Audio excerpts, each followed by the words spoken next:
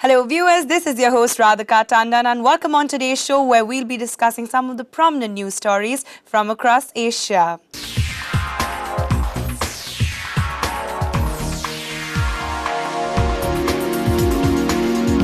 Let's have a look at our first story from the Economic Times. It's war. China and US trade blows through tariffs. The United States and China hiked tariffs on billions of dollars of each other's goods, launching what Beijing called the biggest trade war in economic history in a spiraling dispute over technology. The Trump administration is confronting Beijing over development tactics that include stealing or pressurizing foreign companies to hand over technology. American officials worry Chinese plans to create tech champions in fields including robotics, biotech, and artificial intelligence will erode U.S. industrial leadership.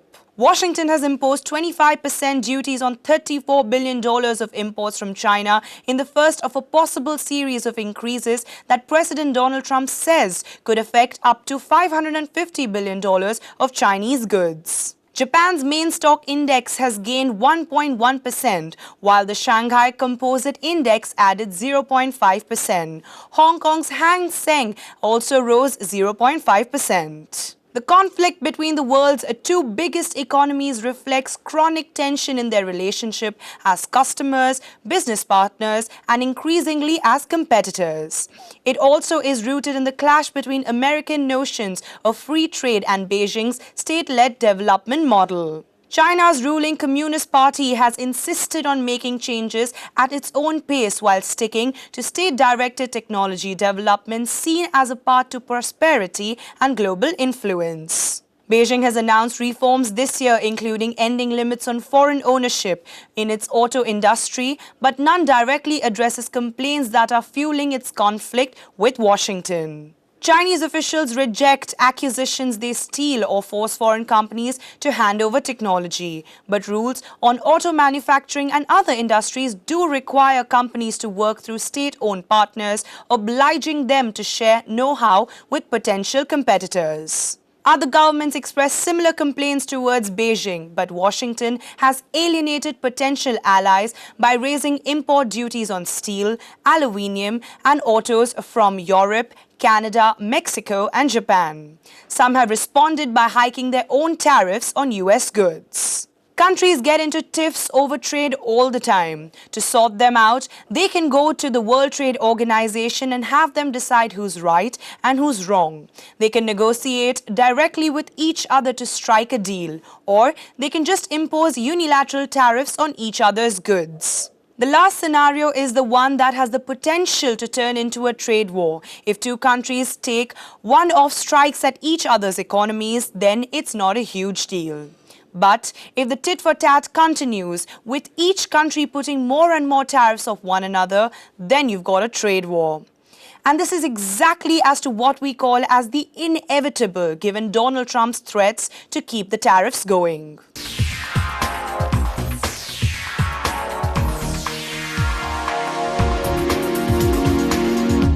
Moving on to our next story from the Times of India. Japan executes cult leader for 1995 attack. 7 members of the Om Shinrikyo doomsday cult, which carried out a deadly chemical attack on the Tokyo Underground in 1995, has been executed, including cult leader Shoko Asahara. The sarin attack was Japan's worst terror incident that killed 13 people and injured thousands more. 63-year-old Shoko Asahara and his followers were also accused of several other murders and an earlier sarin gas attack in 1995, which killed 8 and left 600 injured. Their execution by hanging had been postponed until all convicted had completed their final appeals that happened in January. Another 6 members of the cult are still on death row. Injured victims and their families of those killed have welcomed their execution. Now let's take a look at what the attack was like. On 20th March 1995, cult members released the sarin on the subway in the Japanese capital.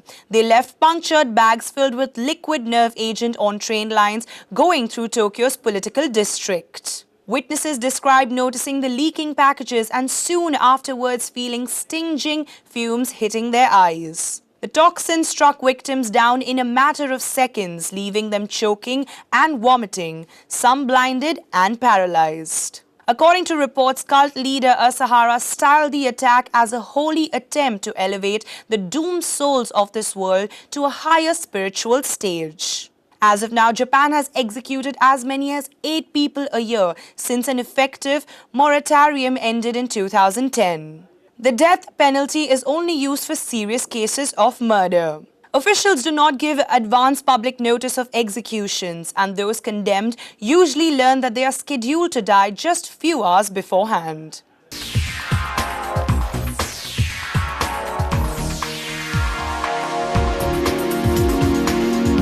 Moving on to our next story from the Pakistan Observer. Nawaz jailed for 10 years, Maryam for 7. Former Prime Minister of Pakistan Nawaz Sharif was sentenced to 10 years in prison and slapped an £8 million fine in the Avonfield properties reference, while his daughter Maryam was sentenced to 7 years with a £2 million fine. Captain retired Safdar, the son-in-law of Nawaz Sharif, was given a 1-year sentence without any fine. The Accountability Court has sentenced Maryam to 1 year in prison for submitting false documents in court. The court has also ruled that the federal government shall seize the Avonfield apartments of the Sharif family that has been in their possession since 1993. The Avonfield properties reference was one of the 3 filed by the National Accountability Bureau last year in light of the Supreme Court's verdict against Nawaz in the Panama Papers case. In the written order of the court, the Supreme Court's Panama Paper case verdict and the work of a joint investigation team has been referred to, along with an interview of Nawaz's son Hussein, wherein he accepted ownership of the London properties. Following the verdict, Maryam and Safdar stand barred from contesting the July general elections from Lahore and Mansehra respectively. All eyes were set on the Accountability Court hearing the high-profile corruption cases against the former Prime Minister and his family. Strict security arrangements, including parliamentary personnel, were in place at the Federal Judicial Complex, where the court is located. The roads leading to the complex were also closed to traffic. Meanwhile, the National Accountability Bureau has decided to arrest former Prime Minister Nawaz Sharif and his daughter immediately upon their return from London. The father-daughter duo would be taken into custody upon their arrival at the airport, whereas Captain Safdar will be arrested on July 9th.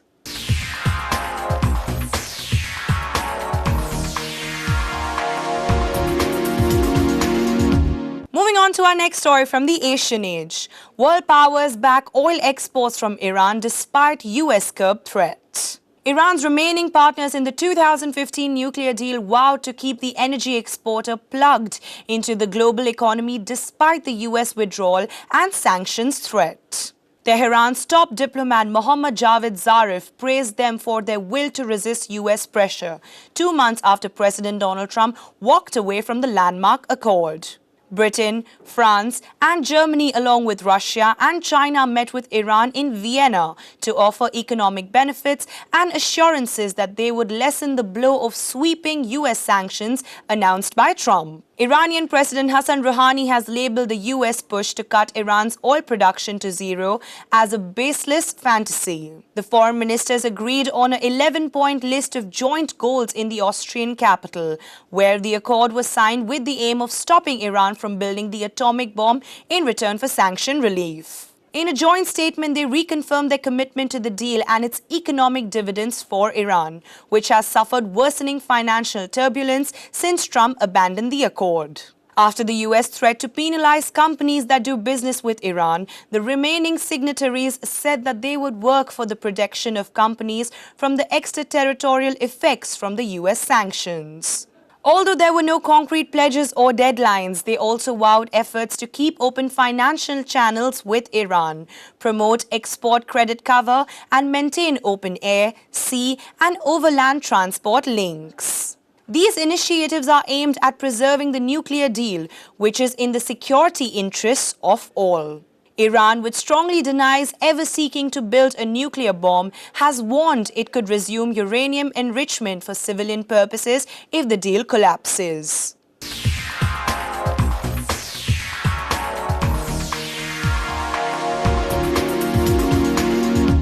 Heading to our last story from the Tribune. Boat capsizes off Phuket, 37 killed. Thai rescuers pulled 37 bodies from waters off the coast of the island of Phuket after a tourist boat went down in heavy seas with dozens of Chinese passengers on board. The three-decker boat was carrying 105 passengers, mostly Chinese. The skies were clear when they went out and had no idea that the weather could change so fast. The boat sank 40 meters below the surface of the Andaman Sea, a few kilometers off the coast of Koh Hee, an isle known for its coral formations and popular with day trippers from the tourist magnet of Phuket. Many of the dead were found drifting face down in the water, still wearing life jackets, several kilometers from where the Phoenix sank after being hit by a 5-meter-high wave in a storm on a Thursday evening. In a grisly development earlier, divers reported seeing over 10 bodies floating inside the hull of the submerged boat. One survivor, a Chinese woman, was rushed to a hospital after she was found several kilometers from the boat, having spent the night in the water, and her current condition is yet unknown. A stream of full-body bags were brought to shore at Shillong Pier in Phuket and taken to a nearby hospital for identification. Helicopters continued to scan the water in what appeared to be an increasingly forlorn hunt for survivors. Some 48 passengers and crew were rescued from the Phoenix before the operation was suspended overnight. The Phoenix was among several boats that appeared to have ignored a warning not to take tourists on day trips to the island that dot the seas of Phuket. Well, that's all for today. Thank you so much for watching.